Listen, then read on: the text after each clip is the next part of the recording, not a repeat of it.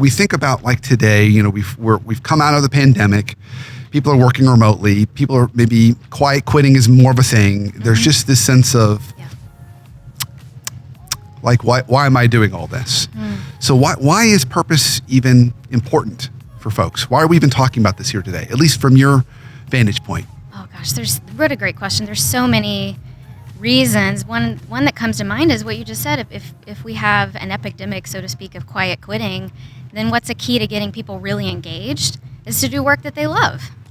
So, and when you're doing work you love, you're motivated, you're like I said, you're engaged, and then you go home and even if you're tired after a long day, it's the best kind of tired. It's almost like work and play are the same thing. And I'm a little biased on the subject, but I feel like there's no other way to live than to do a life of fulfilling work. So I think hearing people say that, just feeling that sense of just like it was play, like just that fun, tired. I'm sure they're sitting here saying to themselves, I want that.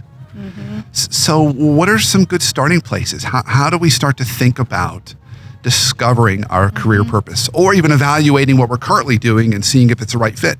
Can I ask your audience a question? Can we do a little exercise? Sure. Is that okay? Sure. A little improvise? Of course. Okay.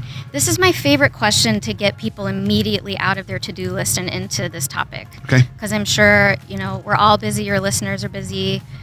I'm busy. You're busy, right? How do we get out of the to-do list and into this topic? My favorite question to ask people is to just do a quick visualization. Okay.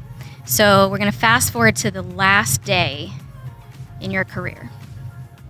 Okay, so we're going into the future, and now it's like my retirement day. Last day I'm going to work. The very last day.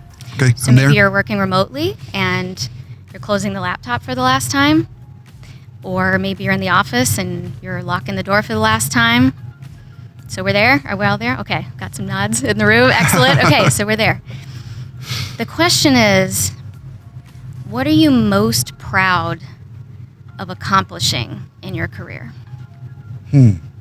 What are you most proud of accomplishing in your career? That's a good question. Do you have an answer?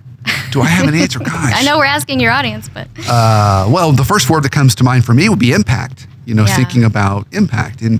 And ideally, it's, from my vantage point, impacting over the season of my life and career, a lot of people, helping them make their workplaces and working lives smoother and better and easier. So that's my first reaction to that question. That's perfect. There's not a right or wrong answer, as you can imagine.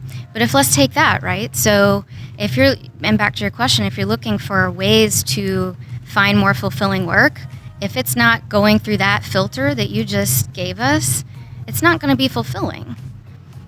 Now, it can lead to that, right? We all do administrative tasks and things that maybe aren't directly impacting people, but ultimately, what's going to be most fulfilling to you is the kind of work that you're already doing, which is great. You're a great example of someone who's followed their career purpose path.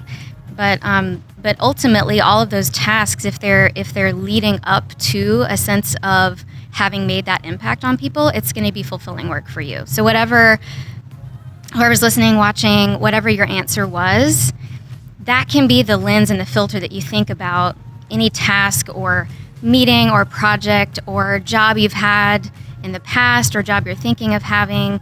If it checks that box for you, then it's going to be fulfilling. It's a pretty easy first way of thinking about it if you haven't thought about this before.